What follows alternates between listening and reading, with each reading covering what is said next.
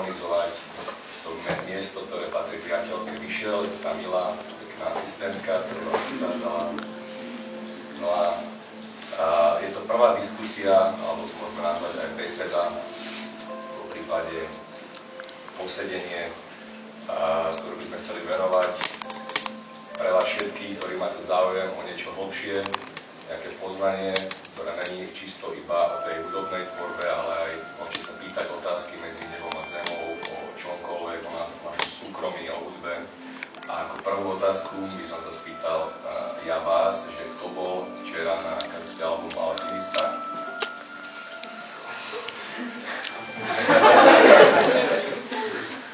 Ako sa vám páčilo? Tak využili sme túto príležitosť, že sa zúčastnili aj tohoto krstu noví hostia, jedným z nich je Revolta, ktorý prišiel z Čiech a má dneska koncert ešte v Prahe, takže o tej 6. budeme musieť odísť, dúfam, že to stihneme všetko zodpovedať, takže kľudne sa môžete pýtať, je tu voľný priestor, veľmi rád by som bol, keby sa kľudne aj diskutovalo. Prvá otázka. Divák na telefóne. Aby to nebolo formou nejakej prednášky alebo jednostranného monológu, takže kľudne môžete diskutovať, pokiaľ sa otvoria nejaké spoločenské, sociálne, náboženské, politické témy, akékoľvek. Pointa je dostať toho hlavne medzi ľudí. Problém je v tom, že médiá, myslím hlavne tie mainstreamové nástroje médiá to nepustia. No to mi jasné. Slobodný vysielač maximálne, tam sa niečo pustí, ale inak embargo. Peťo je z portálu Indymedia, mohol by si ty povedať niečo o slobode slova, tvojho médiu? O slobode slova? Tak ďakujem za túto najvďačnú otázku. Tak funguje to tak, dneska, že kdokoľvek vysloví nejaký slobodný názor, môže to byť, ja neviem, že sa mi nepáči Európska únia, tak je automaticky označený za fašistov. Ja som si myslel, že sú to nejaké náhody, že je to z nepochopenia, ale tú Indymédiu som začal robiť pred rokom, možno to niektorí z vás poznáte, a po tom roku som zistil, že vlastne sú to organizované útoky, v podstate niekto to nazýva v zahraničí, že PSYOP, to znamená, sú to skupiny ľudí, ktorí náskôr sa ťa snažia diskreditovať, neviem, či je to riadené štátom, alebo kým to je riadené, to už je teraz jedno, ale vyskytuje sa to, že akokoľvek mediálne nejako vystúpiš z radu, tak si označovaný extrémista, fašista, čokoľvek a teraz ma vidíte na trojke, hej, ale 10 rokov som nosil číro, som proste pánkač, s hiphopom som nemal nič spoločné, kedy si sme ešte hiphoperov aj mlátili. To boli proste také časy, ale... Je to tak, teraz... tak preberáte nám agendu, ale v dobrom zmysle slova. Takže máš tie skúsenosti, hej? Mám tie skúsenosti, áno. A máš nejakú skúsenosť, že bola nejaký útok alebo nejaký tlak vyvíjaný? Tlaky? Samozrejme, tak tlaky už sú na mňa vyvíjané od roku 2004, ale to by som dlho rozprával svoj osobný príbeh. Skôr keď to robíš ten portál, že či tam sú nejaké tlaky, či... Samozrejme, sú tam hackerské útoky, teraz hrozí práve, že budeme musieť vypnúť stránky, aspoň nejako dočasne. Zaznamenali sme od hackerských útokov po všetko možné. Moja osoba je na tzv. Stavovskom zozname, aby ste boli v obraze, tak vlastne vzniká taký zoznam, neviem, kto to organizuje, je to fiktívny nick, volá sa to, že Tomáš Stavovský, ktorý robí tzv. Zoznamy ľudí. Ja som to videl. No, ty si to videl, tak možno tam poznáš podľa fotky.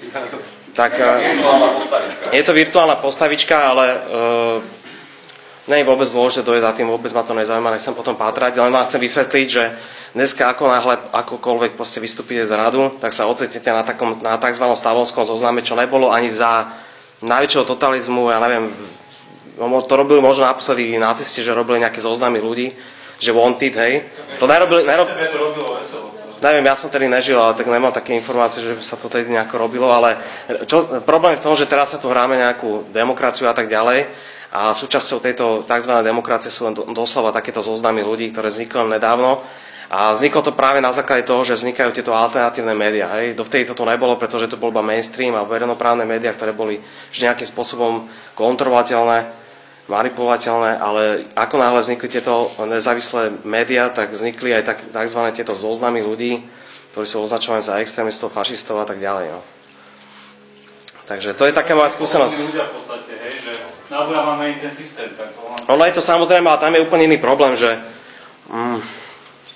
keď si teraz, neviem, či tu sledujete tie alternatívne médiá na Slovensku, už ich je viacero, ale problém je v tom, že pomaly tie médiá končia, pretože... Áno, hej, pomaličky, už niektoré aj zanikli a tam je presne problém v tom, že teraz nechcem, že robiť nejakú reklamu alebo niečo, ale problém je presne v tom, že majú nejakých čitateľov, ale tí čitatelia vôbec im nedávajú nejakú spätnú väzbu, vôbec ich nepodporujú a tí ľudia si to časom rozmyslia, že si to zrátajú, že vieš čo, tak som na zoznamoch, proste všade mi hovoria, že som fašista a tak ďalej a tak ďalej.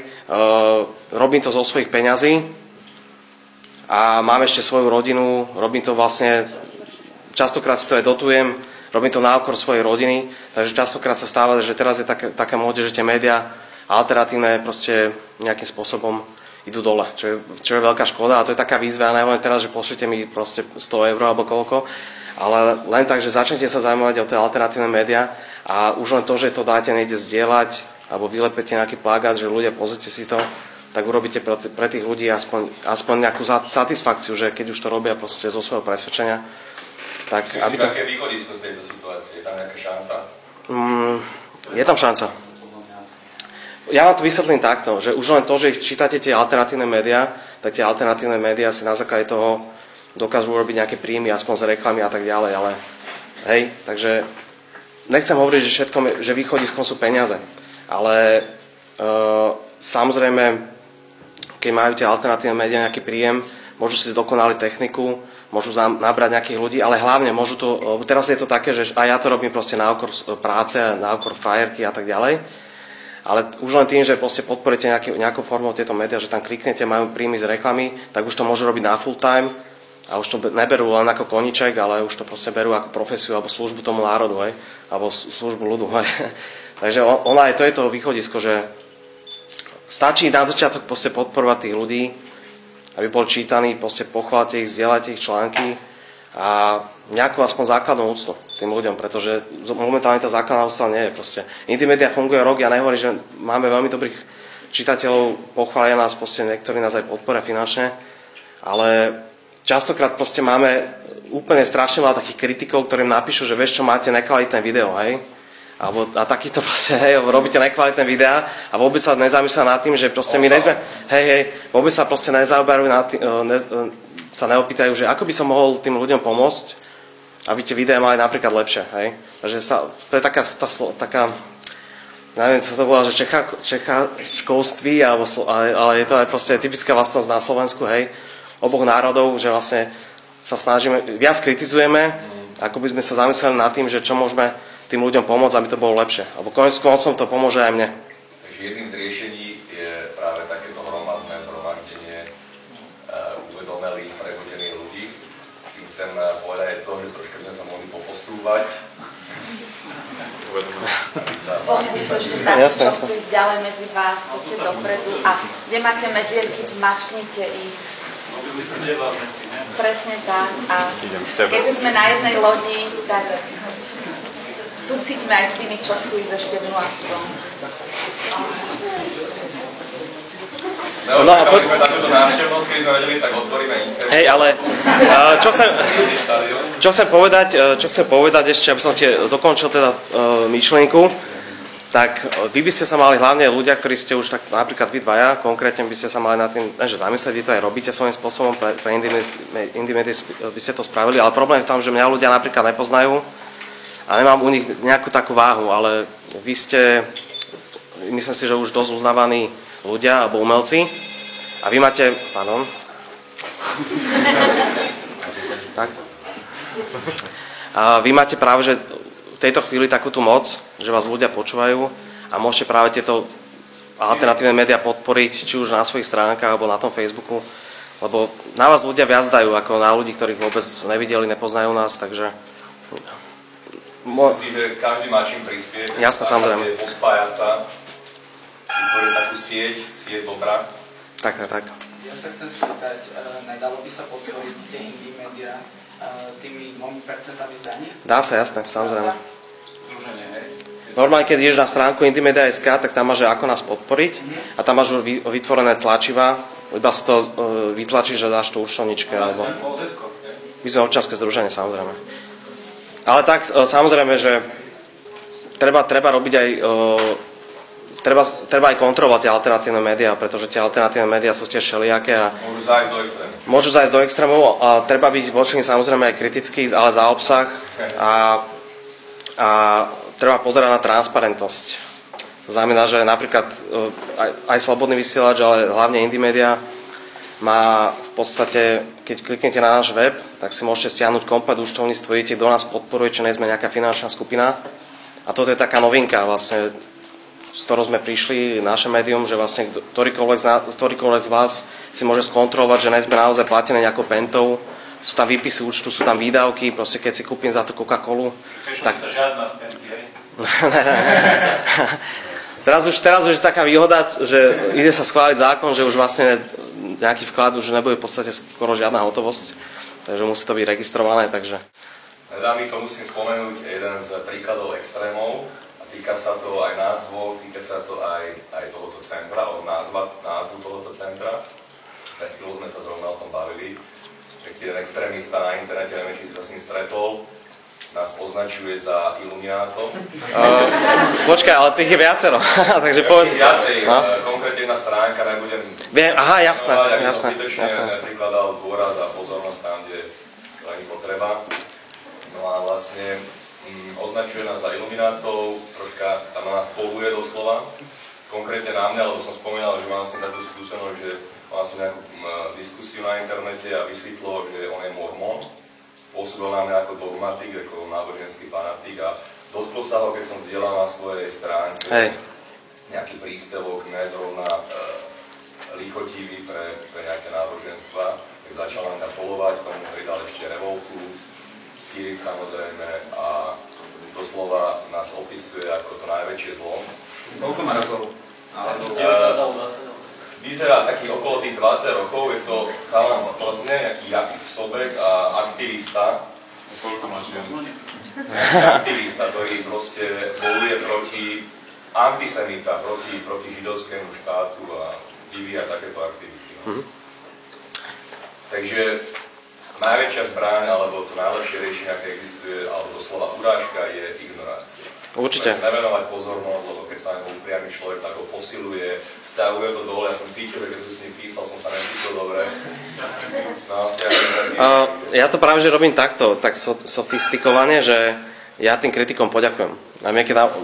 Doslova. Napríklad teraz o nás napísali článok, nejakí anarchisti, že nie je Indymedia ako Indymedia a tam hovorili, že vlastne že... Poprosíme svingu.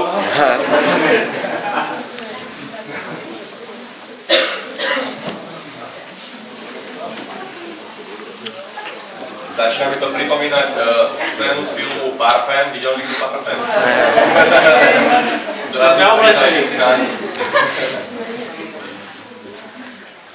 No aby som dokončil, tak vlastne oni nás tam kritizovali za to, že dávame priestor vlastne komukoľvek a že podľa nich sú Indymedia má byť ľavicová, hej, a my dávame priestor komukoľvek, že to je proste chyba a tak ďalej, že sloboda slova akože by mala byť, ale ne proste každému, hej, tak to doslova to tam nejako napísali.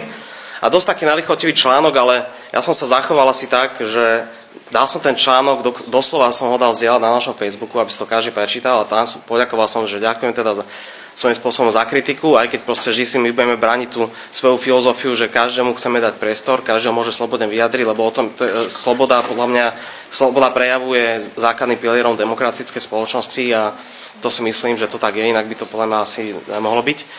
A ešte som vlastne tam napísal, že viete čo, ale tí anarchisti síce nás kritizujú, ale majú celkom dobré články, že sa zaoberajú ochranou práv zamestnancov, takže určite čítajte aj ich stránky a nejakým spôsobom ich podporte. Hej. A toto sú veci, toto som povedal jeden z posledných príkladov, ale toto robím, keď sa niekto nájde nejaký kritik alebo niečo, tak to presne takto spravím, že obrátim to, neutočím kameň proti kameňu, ale otočím to v tak dobrom, že hodím fakt po ňom chleba A ľudia to tak naozaj nás tak lepšie vnímajú, že naozaj sme tí, čo v podstate vyhrali. Treba si uvedomiť, že chceme revolta, takže môžem vám niečo povedať.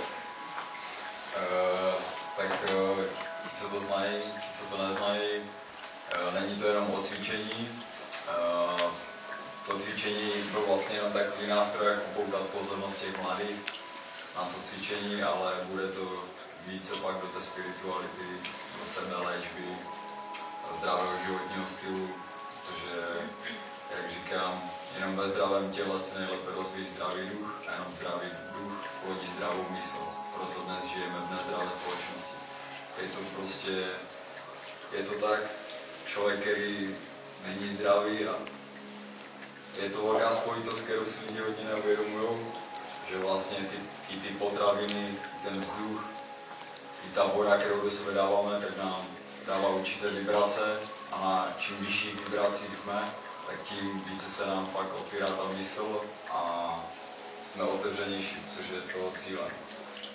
Takže tímhle chci tu mládež, většinou na tu mládež zapůsobit a jezdíme přednášky, můj sen byl dostat se na základní školy, teď se nám to podařilo, jezdíme přednášky po základních školách, samozřejmě jim ukazujeme to cvičení, ale už jim tam dáváme ty prvotní příznaky a hodně lidí mi píše, kdy už to přijde nějaké to více duchovno, ale všechno má svůj čas, nejde to hned teď vybalit, protože když třeba jsem začal pomaličku třeba něco o pustech, tak už hodně lidí jsou vůči tomu skeptičtí a tak, takže všechno má svůj čas, třeba to může být až za 3-4 roky, kdy ti lidi na to budou připraveni. Když já jsem si vydal nějakou cestu transformace, tak taky před 3 lety to bylo skrze třeba ty konspirace a tak a ještě jsem nebyl připravený více na tu duchovnou, na to otevřenost. Takže cílem té seberevolty vlastně znamená seberevolta, sebezměna. Nebojovat. Já jsem to nechtěl nějak moc, protože já jsem měl takové období, kdy jsem přesně tu politiku řešil a chodil na demonstrace a všechno s tamtím spolupracoval a s tamtěma a každý, kdo mi napsal, tak jsem s ním šel a podpořil a to a pak mi z toho prostě hrálo, že jsem byl na těch demonstracích a viděl jsem, že prostě tady není ta cesta, mě to přinášelo jenom negativní energii, jenom prostě pak jsem si uvědomil, že každý člověk je pucle, které je mimo tu stavební tabulku a když on ho zasadí do toho, tak to stačí. Není třeba víc nebojovat s ničím venku, ale sám sobě vždycky na sobě co zlepšovat a čím víc na sobě zlepšíme, čím víc projevíme toleranci k lidem, kteří nás nemají rádi, kteří jdou proti nám a projevíme jim toleranci, nedotkne se nás to, nebudeme cítit vůči někomu nenávist, tak tím hodně přispějeme k té změně. Jsou takové maličkosti. Takže já se tak trošku o tu politiku přestávám trošičku jakože zajímat, že myslím, že základní informace tady, co jsme máme všichni, že svět prostě není tak, jak nám ho ty média a ta společnost vybarvila.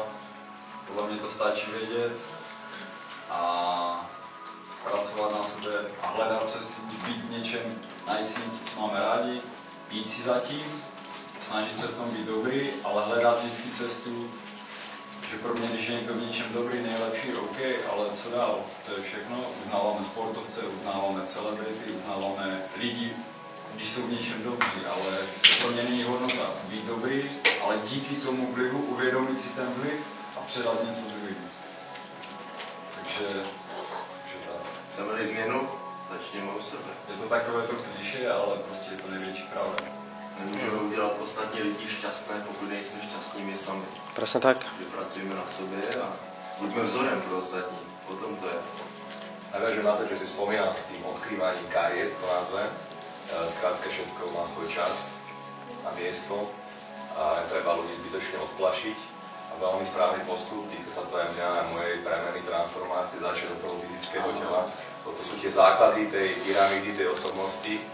Aj keď som prešiel touto školou vlastne ezoteriky, tejto školy pyramída osobnosti, tiež sa tam začína od základov, od toho fyzického tela, práce s energiami, až postupne sa môžeme dostať do tých vyšších levelov, kde už je intuícia, mimozmyslové vnímanie a komunikácia tými vyššími energiami.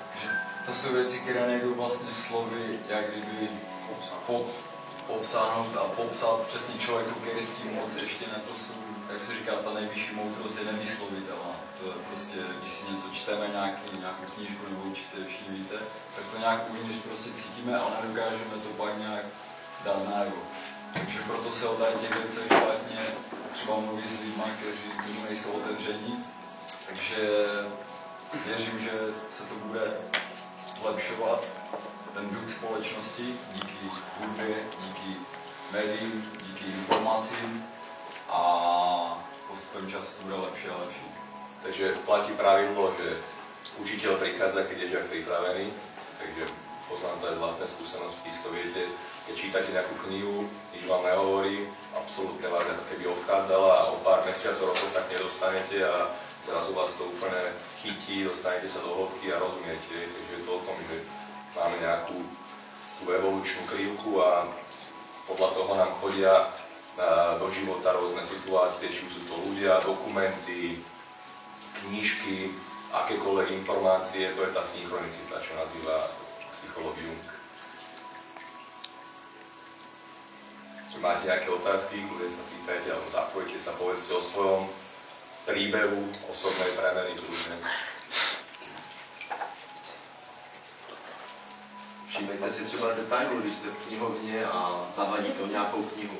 Tam spadne. Jako náhodu. Jako náhodu. Tam spadne. No pozor, na to můžeme. Moje věčné téma, osud nebo náhoda. To je téma, na které nejvíce debatuju se svými kamarády. A strávíme nad tím hodiny, tak... Ne hodiny, dny, večery, večery. Tak se zeptejte, kolik všechno je vždy to jako má být.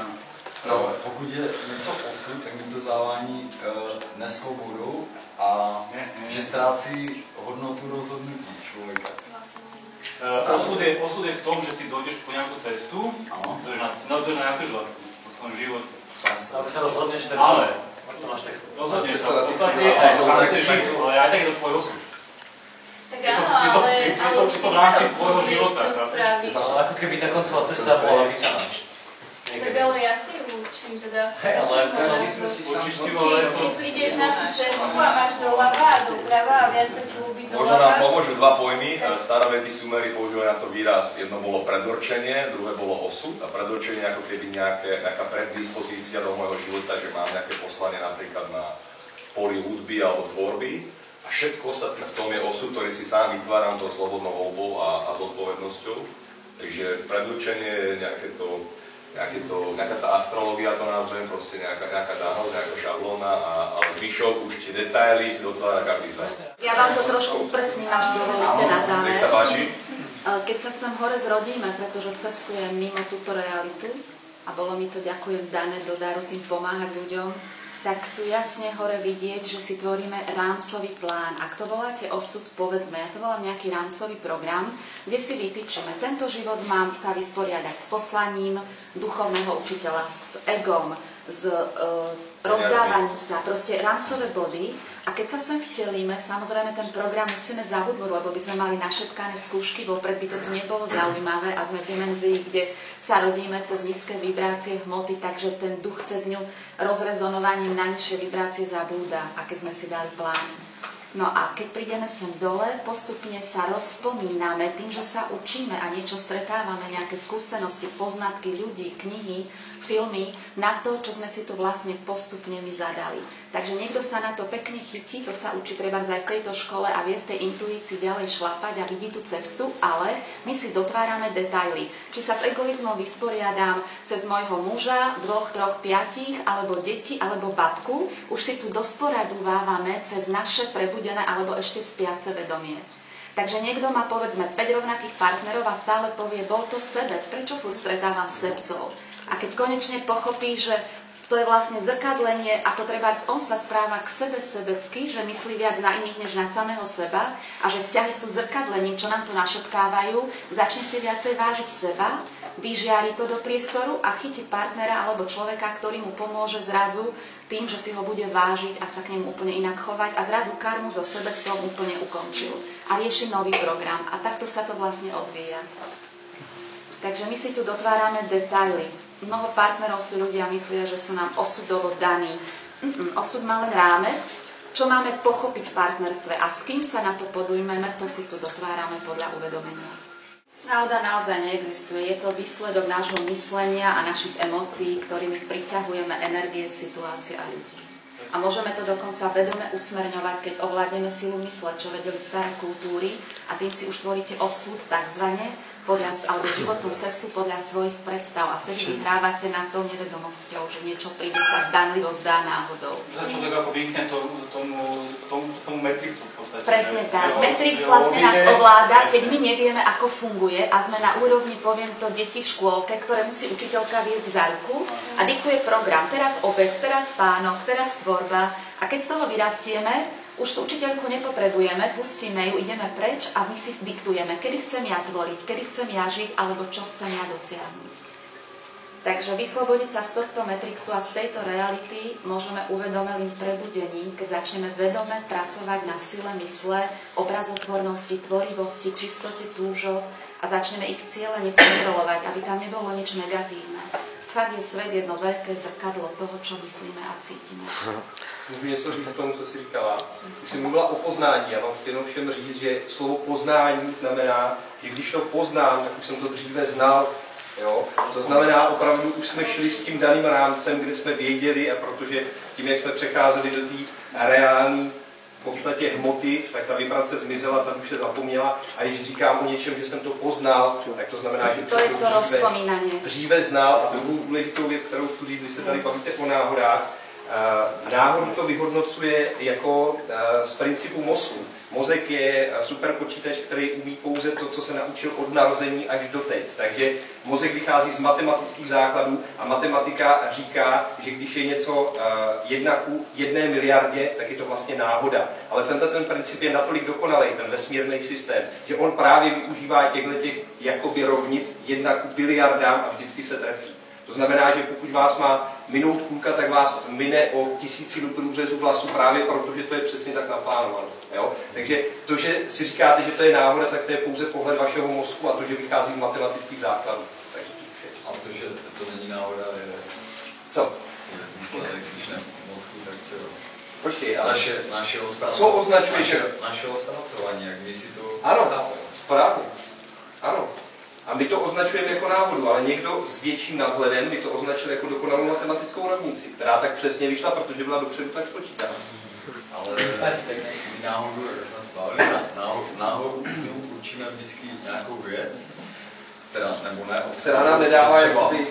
To je 8, ale další 90% v životě, které se staly, ale které vlastně neoznačíme jako náhodu, protože si ani vlastně nic nám neřeknou. Nic nám neřeknou. Víš, jak jsme byli v té Praze, ten klub s tou holkou, ještě po té ulici. Já vím. Ze začátku, když do toho systému vidím z 10%, tak mi připadá, že jedna věc za jeden týden byla z vyššího rámce a dává mi nějaký pokud, abych šel jinam. Když vidím z 50%, tak už půl mýho dne mi připadá, jako že mi něco naviguje. A když mám ten nadhled toho člověka, který už není v bludišti a nevidí východ, ani nevidí, kudy tam přišel, ale je to člověk z nadhledu, který kouká z výšky na to bludiště a vidí tu krásu toho bludiště, vidí, kudma tam přišel, kudma má výjít, tak tam už potom každá věc, kterou denně dělám, každá maličkost, to, že mi upadne drobek, když krájím chleba, tak můžu vnímat jako dokonalý úkaz něčeho. A vždycky je to o interakci toho, co se děje v mojí psychice a co se děje ve fyzické realitě. Potom na mě mluví vyšší vědomí, protože ve mně se něco děje a ve fyzické realitě se taky něco děje. A tyhle dva principy, když jsou uchopený a spojený mozkem, tak v té chvíli mozek jde do patu a objevuje se to vyšší vědomí a vlastně nám naznačuje, co se děje. Čiže něco jako teoria chaosu. Představte si celou planetu z výšky, tak jak je. Představte si všechnu vodu, všechny zdroje, tak jak jsou všechny naše města. A teď si na chvíli představte, že by sem přilítli mimozemšťani, s těma zelenýma tykadlama, měli by prstem od Arabely, kterou určitě znáte, takhle by otočili, všechny peníze světa by zmizely. A lidstvo by se ráno probudilo a peníze by neexistovaly. Nicméně, co by se stalo? Nestalo by se vůbec nic. Všechny zdroje, všechno by zůstalo zachované. Všechno by bylo tak, jak má. Jo? Takže nekoukejte na peníze tímhle způsobem. A já chápu, že tady z toho je slyšet strach, i tamhle od kolegy jsem slyšel strach, když jsi mluvil o tom, co udělá Evropská unie a tak dále. Ano, To tam je, teď je jenom o nás, jestli budeme věnovat pozornost tomu, co nám můžou udělat a co nám můžou díky zákonům tady nakázat, a nebo jestli půjdeme tou cestou, jestli vytvoříme svůj nový svět v první řadě v sobě, protože když mě v životě se začne dařit, začne se mi dařit práce, podnikání, vztahy a tak dále, začnu zářit, začnu svítit a mimochodem před měsícem univerzita, vy dva to víte, nám to pověděl, v Cambridge zveřejnila výzkum vědecký, že DNA točí čtvrtou spirálu, to znamená všichni lidé, kteří se teď dál rodí, tak už mají jiný DNA a všichni z nás, kteří tady jsou, tak díky svýmu myšlení v podstatě dotváří DNA, takže něco jako genová závislost a tak dále, to jsou nesmysly, které jsou dneska už dávno přežitý, možná ten, kdo sleduje televizi, tak na to věří. Vy můžete změnit svoje DNA v rozmezí tohoto života, dokonce v rozmezí týdnů a měsíců. Jo? A proto říkám, přikládejme dávejme svou energii buď tomu, že se budeme bavit o tom, co nám Evropská unie všecko hroznýho provede, anebo zkusme vidět, najít v sobě nový svět a když budeme cítit, že náš nový svět uvnitř nám funguje a daří se nám, tak ho uvidíme i venku. A tam dávejme energii a to tvořme. Já vím, že těch věcí je plno, že máte z plno věcí strach. Každý z nás má strach. Strach je všudy přítomný. Je to systém, ke kterému náleží ještě bolest. Bolest evolučně jsme dostali z jediného důvodu. Když jsme běhali po těch stepích a stoupili jsme si jednou nohou na nějaký bodlák, tak proto máme bolest, aby jsme věděli, že tam stát nemáme, že máme udělat krok dál. Stejně tak, když jsme ve vztahu a je to neudržitelné, nebo jsme v nějakým pracovním poměru, cokoliv, je to neudržitelné, bolí nás to. A bolest je jediná věc, která nás donutí se z bodu A přesunout do bodu B. Takže bolest i strach jsou důležité, stejně tak jako tma je důležitá. Jenom říkám, vy každý den volíte, jestli svou energii dáte těm strachům nebo tomu pozitivnímu, a to si musíte uvědomit. A to je ve vašich rukách. Nehledejte tu pomoc venku, hledejte ji v sobě. Všechno, co potřebujete vědět, všechny odpovědi na vaše otázky nosíte v sobě. Telefón, dajme tomu, druhý. Tým zoberiem, príde vody na týždeň dieťaťu alebo ľuďom v Afrike. V konečnom dôsledku to božia pravda je. Ale hlavne si nekúpiš telefón každé 2 roky nový. Presne tak, ale to už je zase druhá vec, že plánovanie. Keď potrebuješ telefón, tak ho máš dlhšie na ruku. Hej, ale to je to, že, ako si vybrával, my žijeme na úkor ich. A to je ten problém. Tady se haže zodpovědnost na normální lidi. Jo? Takový pocit viny se tu haže na bílé obyvatelstvo, na každou z nás. Samozřejmě věřím, že velké koncerny mezinárodní, které vykořistují Afriku, samozřejmě z větší části třeba vlastní bílí lidé, jo? Nebo Židé, dejme tomu, já nevím, jak to tam je rozdělené. Je to nesměrodatné, jo? Ale tady se zodpovědnost přenáší na obyčejného člověka, aby každý, kdo má bílou barvu kůže, najednou se cítil vinný za to, že v Africe se mají tak, jak se mají. A mi to připomíná, nebo to ano, ale ještě chci dodat, ono mi to připomíná trošku křesťanský dědičný hřích. Každé batole, které se narodí, je hříšné, tak mi to připomíná, že něco podobného se stává s bílým obyvatelstvem, že každý, kdo je bílý, tak nese zodpovědnost za zbytek světa, za jeho chudobu. Jo? Já chápu, že bílí lidé, kteří vlastně jako první ty světové koncerny, než se bohatství dostalo třeba Aziatům, Indům, dneska samozřejmě se na tom podílí taky, jo? Tak jako každý z nás, kteří třeba my tu sedíme, opravdu nemůžeme a neneseme odpovědnost za to. Já za to nemůžu. Musím kupovat tam, kde mi postaví obchod. Bohužel jsem taky tím omezovaný. Vím, že těma penězma, které tu vydělávám, to svým způsobem podporuji, ale na výběr nemám. Jo? Ale cítím se takový, že odpovědnost za to nemám a myslím si, že je to trošku chybně přenášeno, aby ti lidi cítili ten pocit viny. To je dobře. Ty cítíš, že za zodpovědnost na to nemáš. A to je absolutně správně, co jsi řekl, protože to je svobodná volba tebe jako lidský bytosti. A jestli ostatní za to cítí vinu, tak ať si ji nesou, ať si táhnou ten pytel sraček na zádech, je to jejich věc. Pokud ty necítíš vinu, já necítím vinu, je to v pořádku. A pokud někdo cítí vinu a dobrovolně ji přijme a bude ji vláčet svým životem, ať to dělá. Pokud to baví, ať to dělá. O tom je svoboda vesmíru, svobodná volba. Tenká čiara medzi pochybnosťami a medzi paranojou. A tá paranoja zase môže byť zase nástroj toho práve establishmentu, tej elity. Nás sú zase strachopútne nejak návodiť na tieto myšlienky, že všetko sa máme báť, takže zase odlišovať. Nie všetkého, ale zase je pravda, že existuje kontrolovaná opozícia, sa to volá. Politický nástroj. Nie je to skeptické myšlení, potom žádná, neustále kritické myšlení a selský rozum. To, co řekne, není dogma, furt se na tom nahlížíte. Ještě jedna důležitá věc, můžu doplnit, protože já se setkal s mnoha lidmi, já jsem měl diskuze s několika knězi z různých církví, jak pravoslavných, když jsem s nimi konzultoval jejich náboženství. Já jsem poklal takové argumenty, na které oni už v takové situaci nedokázali odpovědět a stejně nepřijali to, co sami v hloubi myslí, už nebo v duši věděli, že už oni nemluví pravdu, že už mi nemůžou v konkurovat. A jeden velký problém lidí je, že oni nevěří sami sobě. Oni jsou učeni věřit jiným lidem, vyšším, protože on si řekne, ten politik musí mít pravdu, ten učitel v škole musí mít pravdu, má více škol, ale člověk zapomíná na to, že by měl věřit hlavně sám sobě a svoji inteligenci. Ptát se a věřit svoji inteligenci, nebát se toho. Protože pokud člověk se bojí sebe, svojí inteligence, tak bude jenom chodit a kdo má podle něho lepší názor, k tomu se připojí. A nikomu se nikdy nepřipojíte. Ptejte se a věřte svoji inteligenci. Protože to je největší zbraň systému, aby ve vás vybudoval nedůvěru v sebe sama. A to je důležité a potom dojdete k tomu, co potřebujete. Já bych som vymenil to slovičko inteligencia za intuícia. Intuícia, no, jasné.